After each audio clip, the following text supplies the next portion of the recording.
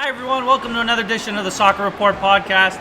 I'm your host Dante DiTomasis alongside my co-host Niko, live from Fawn Sportsplex 2, and we have a TFC preview edition tonight of the season. But first, we'd like to thank our sponsors, Cataldi Fresh Market. They are the best. They're located at Islington and 7. Go check them out, guys. They got so many things going on, the hot table, the bakery, the pastries, the deli, you name it. They're the best. Go check them out. Screw Longos. Go to Cataldi, okay? 14's more like 14 no's, all right? You're going to Cataldi. That's it. But yeah, so we're here, TFC preview. The season starts next week. It's coming down. It's time for it. So let's get right into it. Since our last podcast, guess what's happened? Designated player's been signed. Piatti. About time. Not the Montreal one. Not to be confused with that. You know what from Montreal. We got the much better one. What are your opinions on Piatti signing? Well, we'll see. I mean, I hope he stays healthy. That's number one. I'm very interested to see how he integrates with Altidore and just that chemistry. If they can build that up quickly, I would absolutely love to see that. I'd love to see him a bit more in preseason action. If he can get those minutes, I just want to see if that, hopefully that could work out. But we'll see. I mean, Piatti, it's a tough slot. He bet on himself. Yeah. Right? He took less money. He's betting on himself to advance. Good for him. Sorry, I'm just going to get the FIFA game started. There we go. We're good. Yeah, no. So he bet on himself. He is injury prone. I mean, the only reason, if he stays healthy, it'll be a good signing. He plays the left wing. He can play striker. He can play in the midfield. He's versatile. He comes from Spain. He's a good player. Let's not get confused. He is a good player. If he stays healthy, it'll be a good signing. And at the worst case, it's 1 year. Yeah. Worst case, it doesn't work. Next year, we look for another one. Maybe they have someone in mind they couldn't get, so they figured let's kind of sign him and make everyone happy for this year. It's like a delay. Yeah. And the new DP rule that came out states that if the DP's over 23, they can only make max TAM money, but still be called a designated player. Yeah, I still don't like it. If I'm Michael Bradley, I'm pissed.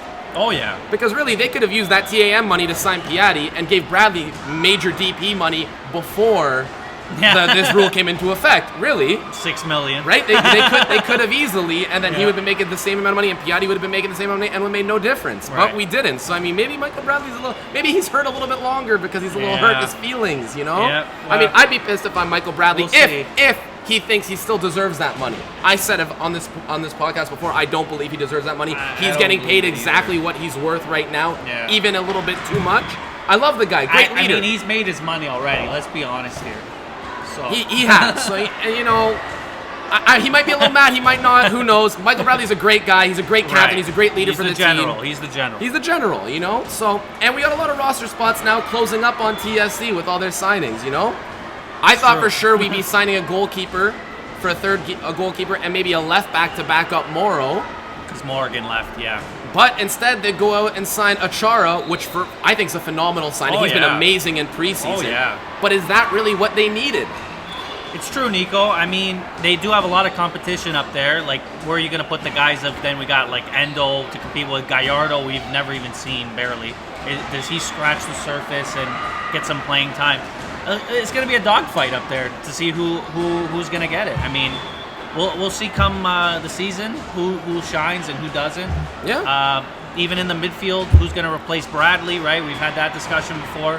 Could Leon Fraser shine? Could maybe Adolfo? Yeah, who came on the show? You never know. You never know with this squad. There's just so much rosters. There's so many people on the roster that are fighting for those roles. But then you look at our defense, and you got our left back is Morrow, and then who? Do you move Auro or Larea over there if Morrow can't play? Do you maybe work Nick DeLeon into a left back role? Yeah, I wouldn't do that. I don't know what they're gonna do if Morrow goes down. I mean, Auro and Larea together, if one can play the left, that'll still be okay, but you're still going very thin at that position. That's right. So, I mean, that's something to worry about. But again, congratulations to Achara. He definitely earned that spot, scoring 3 goals in preseason. Yep. I mean, he definitely deserves that spot. I'm not taking anything away from him. He belongs on that team.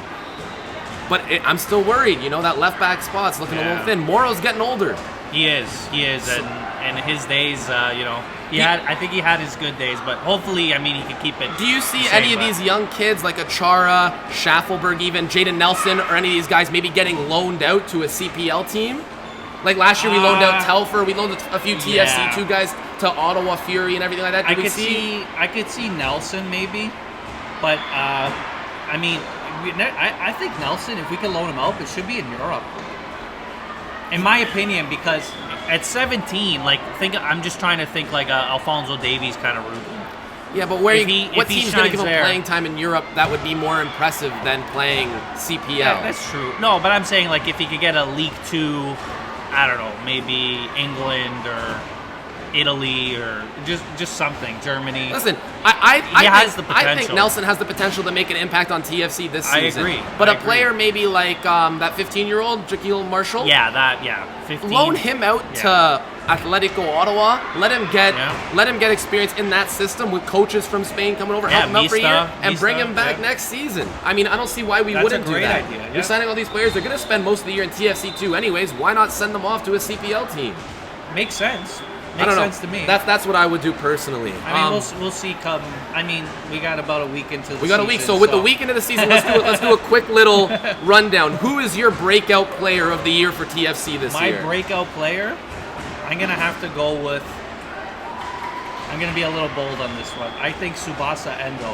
Tsubasa Endo. Is going to have a very good season. Tinder fingers over there. Going to have an unreal season, eh? I think the way he impressed later in the season, I think with his work ethic, I think we have a breakout. So Endo's your breakout. Okay, I'm going to actually kind of counteract you and go with the player who plays in his same position. So it's going to be one of the two playing there, and I'm going Erickson Gallardo. Oh, there we go. I think Gallardo's going to blow up this year. You know, he showed us last year in like 5 games he played what he can do with his feet on the wings. He's fast. He's already scored a preseason goal, the first goal of preseason actually for TFC. I mean, he's very quick. He's going to give us something different on that wing. I mean, he's a TAM player, right? We paid him to bring him in. So I think Gallardo's going to be the breakout player this year. It's got to be a winger too. I mean, it has to be, right? Who's your MVP this year? My MVP of the MLS. No, not MLS. TFC. MLS? Who's your TFC? Who's your TFC MVP this year? Oh man, that's gonna be tough. I mean, I might just go with the simple one here. I'm gonna go Pozuelo. Because I mean, if he can't average a point a game in at the MLS, end of the day, whether it's a goal or assist, sometimes the easiest answers are the right answers, right? And Pozuelo's definitely got there. I'm gonna take a different route. I'm gonna go Omar Gonzalez stays fit all year and is our MVP because that guy on the defensive line is a beast. But you know what? It's most likely Pozuelo. He's too good. You know, if Altidore stays healthy, he could definitely be it too. But that's the thing. That's a big question mark. So I mean, I'm looking forward to seeing how Pozuelo interacts with Piatti too. You know what? Two Spaniards. Yeah, you know, two Spaniards. They're both good on the ball. Two guys who played in Spain, not Spaniards. Sorry, they both played in Spain. He's Argentinian, but they both played in Spain. Yes, but I'm looking to see because we missed that Victor Vasquez kind of role, and if Piatti and Pozuelo can act, I guess, somewhat of like a Jovinko or a Vasquez, you know, we could lead to the results that they had. Yeah. Whether it's success in the CONCACAF Champions League or, you know, an MLS Cup, as always. Okay, so, you know, why don't we go through the lineup together right now and predict our optimal TFC starting lineup with no injuries. Let's go into this saying no injuries. What's our optimal TFC starting lineup? I think we can agree on the back line. Yes. Mavinga, Gonzalez, Moro. I know we both say Larea on the other wing. I just don't know why they like Auro so much. Auro's a great player, man. He's a great player. They're both great players. Yes. It's hard if I would love if one of them could play the other side, and then if Moro kind of takes a step back, hold that play. But I know we both say Larea. Honestly, I just think he's more impactful. It will be Auro, and I think Larea will be one of the first guys off the bench to kind of give an impact this season, like he did at the end of last year. Yeah, it's going to be a dogfight, that whole right back, Auro Larea. So okay, so let's skip the midfield because the midfield's where all the questions are. Yeah. At striker, I say we keep one striker, Altidore, if he's healthy.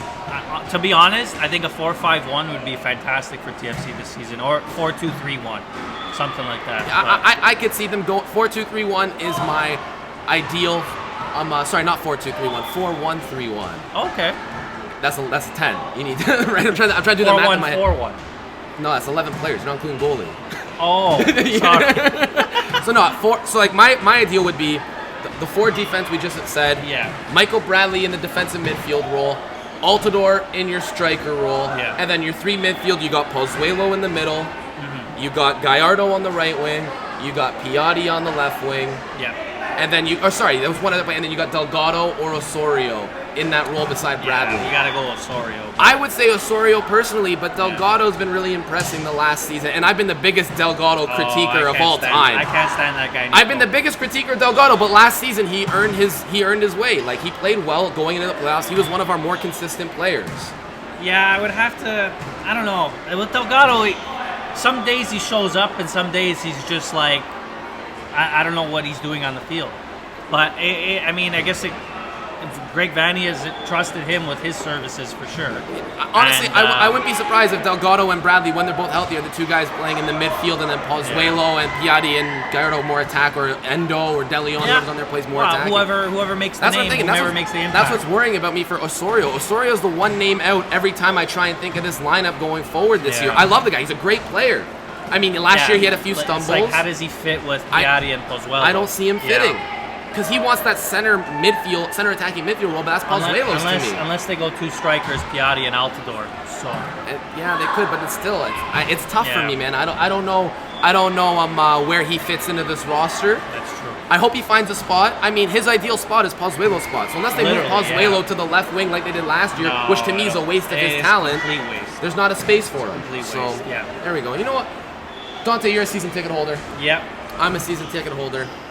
TFC is doing all virtual this year with their tickets and everything, but they still mailed out the scarves, which is very nice of them. But TFC's marketing, I have a real problem with the way they're doing stuff this year. Normally, TFC does some great marketing. Even in the crappy Defoe year, they still did the bloody big deal. They did all that stuff. You know what? TFC has always been top-notch on their marketing department. I can't complain ever about them until this year. They've done so much wrong. First and foremost, the scarves for the season seat holders, you got special patches if you're in their premium seats, and they got the premium club holder or club supporter patch, while all of us normies just got club supporter. All for one. That's TFC's logo. All for one, my ass. All for one, unless you're paying more, then we like you more, is apparently what they're saying. But who do they use in their marketing campaigns? They use the guys that are just the regular club supporters, showing out to every game, leaving their heart on the pitch, chanting for this team, and they're not getting no credit. We're getting baggied scarves that are all wrinkly, when the premium club guys get them in a nice box, open up, nice, neat, iron scarves. That's crap, first and foremost. Secondly, what is all this join the congregation crap going on with TFC? We got a cult, I guess. What are we, a cult? No, come on. No. This is ridiculous. Join the congregation. Do I gotta go to Sunday Mass now and pray to Old Holy Vanny? What is this? This is a joke. I mean, first of all, and they're bringing in all the towns to be a part of it. These random towns, yeah. It's like, I've never even heard of Clarington. Here's the thing. I don't even know where that is. They're all names on the Unity jersey. And listen, it's cool for me because I'm from Georgina, and Georgina's on there, and that's so cool for me to see that. But what the hell is Georgina? It's not GTA FC, it's TFC. If you want to stick with the beaches, North York, Scarborough, all the areas in Toronto. These places are hours away. Georgina's an hour away from Toronto. They got Clarington, which is so west. They got Bolton, which is all the way up there. What are they doing? I have no idea. To me, it's one of two things. One, someone should get fired for this because it's a stupid idea. Or two, they're worried about York 9 in the CPL. Because York 9 did that. All the York region, they did the Aurora, Newmarket, Georgina, all of that, East Gwillimbury, just like Toronto's doing now. They did that first. Yeah. So, I mean, we like to say Toronto, we're forever first. We might not be in this regard. York 9 beat us to the punch. I mean, are they really worried about the CPL? Are they worried about York 9 taking away some of their fans to the games? That would be wow. I can't see why they would be. Why would they be worried about that? I don't know.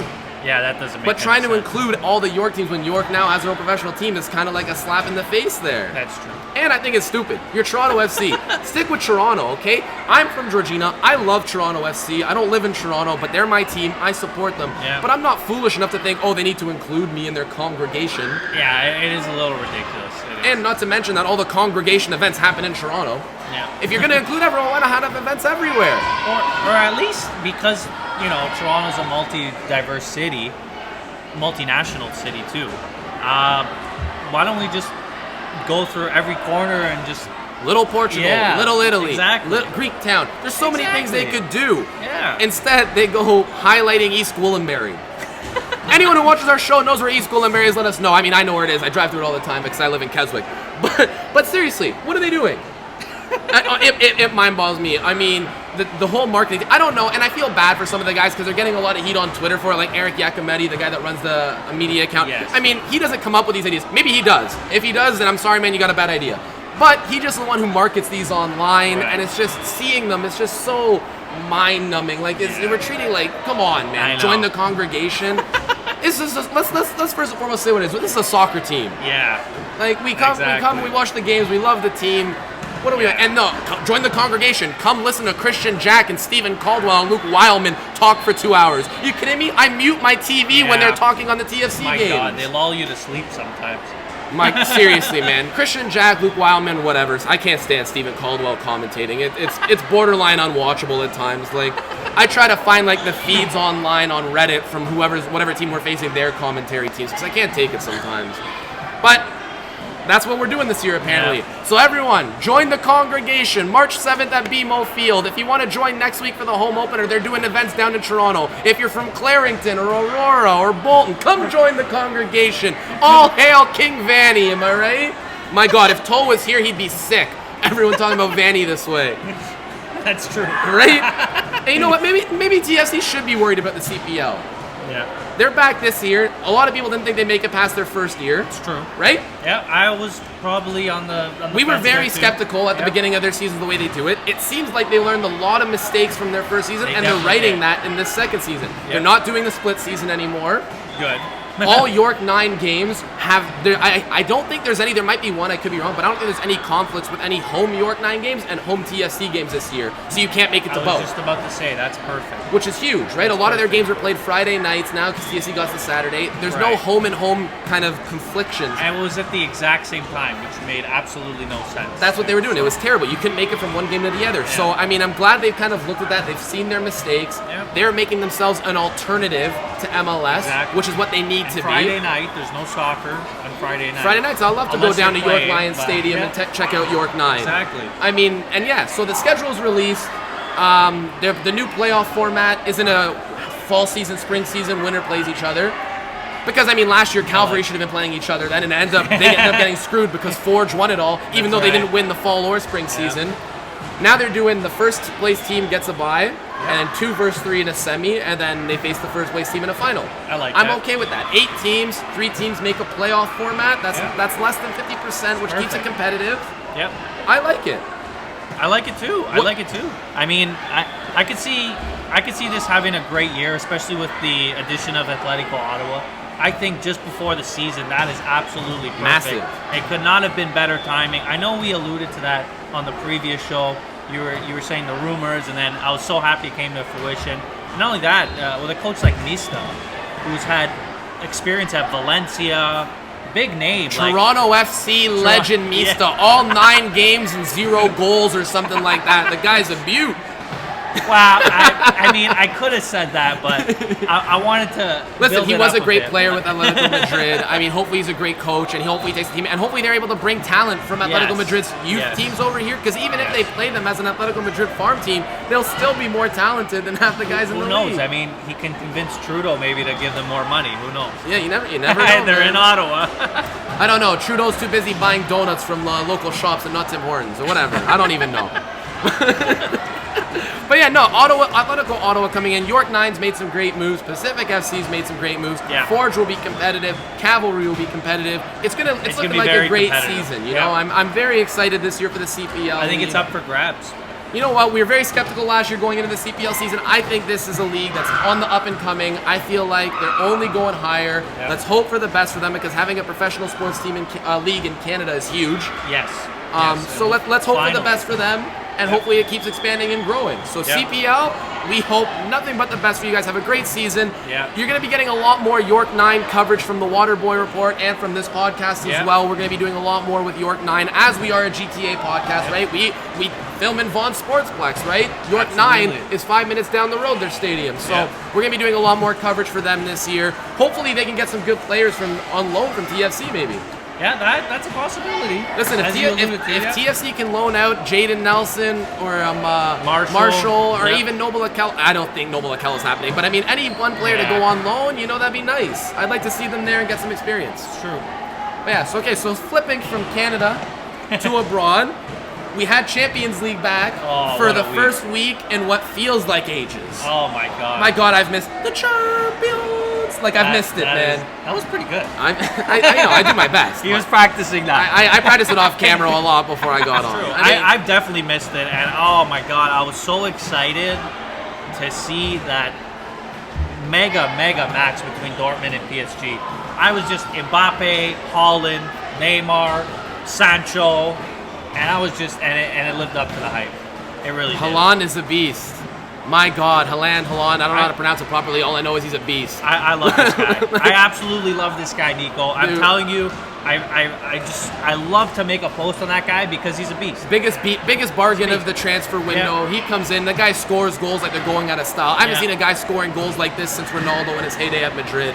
Like, this guy is just putting in him. He's putting the Majin, seriously, man. He's putting in goals left, right, and center. Dortmund upsets PSG at home. I mean, PSG got an away goal, which is it wasn't Dortmund, right? Yep. Yeah. So I mean, Neymar, was it Neymar who scored? I think they got the away goal. PSG is still going to be favored to win that tie, but Dortmund put themselves on the map. Yeah. I said it last time. I'm not a big fan of Dortmund. German soccer in general. I love Bayern Munich because of Davies, but I don't watch much of it. I would have loved Haaland to go to a bigger team, but he's making his mark in Champions League. Well, you know, next year, I mean, the offers are going to be rolling in for Erling Haaland. Oh yeah, for sure. And you know what? Haaland's Champions League debut with Dortmund wasn't even the best story of the week. No. Liverpool got beat. They didn't even put one shot on net, the supposed best team of all time. They couldn't even put one shot on net on Atletico Madrid. Give me a break. I mean, Diego Simeone, I got to give credit to him and his tactics because he completely congested that midfield in ways I've never seen before. There's two guys on the ball every time. Liverpool is a fraud. Oh god. They sneak by in the EPL on VAR calls and poor refereeing. They make it to Champions League and they're going to be exposed as the frauds they are. How do you not get a one shot on net when you're supposed to be the best team of all time? Not losing a game in EPL, not getting a shot off on an Atletico Madrid team that's what, 7th in Spain right now? I'm just kidding. They're like 3rd or 4th. But still, are you kidding me? I hate to tell you though, Niko, the next game's in Anfield. Like I care where it is. I mean, you can't shoot on net, you can't score goals. Give me a break. That's true, but I mean, you know what's going to happen there. Right? Yeah, they're going to get exposed for the frauds they are. Joao Felix back in the lineup's going to score a hat trick. They're going to beat him 3-0. It's not even going to be close. Yeah, okay. Well, I still think it's going to be 5-0 in Liverpool because it's just like let's be honest here. Salah is going to have a few goals. Firmino is just going to pop a few in. And Firmino's going to be too busy doing his hair. Salah's going to be too busy arguing with the refs. Sadio Mane, that guy's unreal. I can't front. That guy's amazing. He is very good. He could score a few goals all by himself. Please, Virgil van Dijk. Best center back in the world. Atletico Madrid constantly plays the best center backs.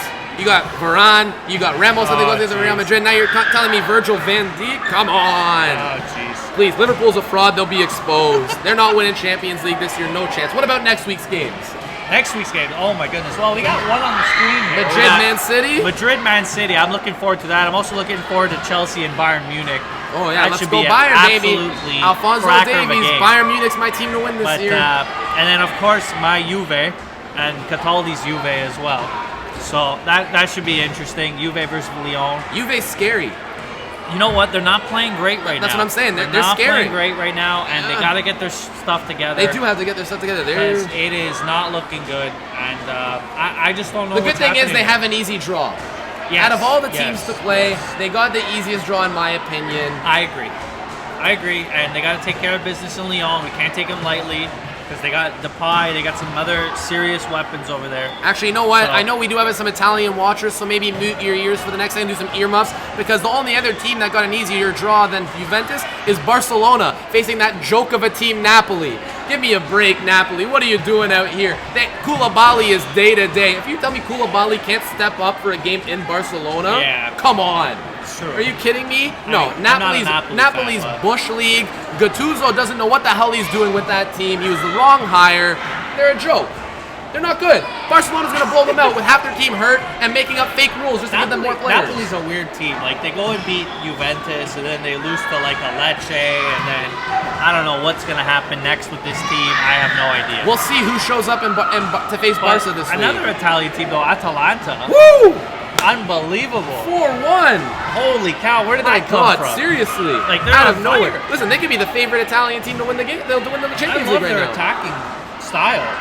Listen, it is they unbelievable. came out, they showed up, and they Flying. showed why they belong to be in that round. Flying. I was very impressed with what I saw. I was very impressed too, and just the chemistry between Ilicic and Papu Gomez as well. The likes of those guys in the midfield. It's great. Unbelievable. And you know what? You know what? They deserve it. The team that doesn't deserve to be where they are, Barcelona. Yeah. What a crappy rule. For those who don't know, they gave Barcelona the permission to sign a striker outside the transfer window because they had too many guys hurt, even though they sold some strikers in the last one and supposedly have one of the best academies in the world. Yeah. So instead, they get to go to sign a guy whose team is fighting for relegation in La Liga. Yeah. They sign him, they get his release clause, he's off there. Now that team's basically relegated because there goes their striker. They don't have permission to sign anyone to replace him. Why don't they? Brathwaite, I think. Who the hell Something cares? like that. All I know is they did a promo video for him doing keep-ups at Barcelona, and it was terrible. It was the worst keep-up I've ever seen in my life. I could do better keep-ups. Give me a ball right now, I'll show him up. But, I mean, now that team's left without their striker. They're in a relegation battle. They don't get permission to sign someone else like Barcelona did. Barcelona, you're a joke. La Liga, corrupt. Come on, man. You know what? Don't even watch them anymore. You know what's sad? sad, too? This is coming off the Man City FIFA fair play incident. The fair play. And, brutal. And it's like come on. You give Barca a rule, but then you want to fine Man City to see. I disagree. You know what? It frustrates me. Let's not talk about Barcelona anymore. Barcelona, Liverpool, two of the biggest frauds in Europe. Oh, God. But you know what? Hey, TSC's back. There we go, baby. Season starting next week. Let's go. Let's wrap this up, Dante. I got to get my TFC hype going. What do you think the score is going to be at first game? San Jose Earthquakes, TFC. TFC's winning it 2-0. San Jose's not scoring a goal. TFC's got this in the bag. Let's go. You know what? I could actually see this being tough for TFC. I hate to say it. I'm going to walk out of this podcast right now. But why are we so harsh on TFC on this podcast? Wow, it's more Toll. It's not me. It's more Toll. I'm trying to be a realist here because I don't know how Piatti's going to interact with these guys. But San Jose? I don't care what team it is. If you guys aren't on the same page, I don't care what team it is. I have it a draw 1-1. Okay. All right. Well, I have it a draw 1-1. Okay. Well, again, you know what? Hey, shout out Cataldi for sponsoring another episode of the Soccer Report podcast. They're Thank you, guys. On behalf of Dante and myself, enjoy the season opener. Season opener. Yeah. And then, hey, if you make your way to the home opener, message one of us on Instagram, and we'll come have a beer with you. March 7th, guys. Feel free to buy us a beer. I mean, we don't make much, so. At Brass and Head. All right. Thanks, guys. Take it easy. Take care.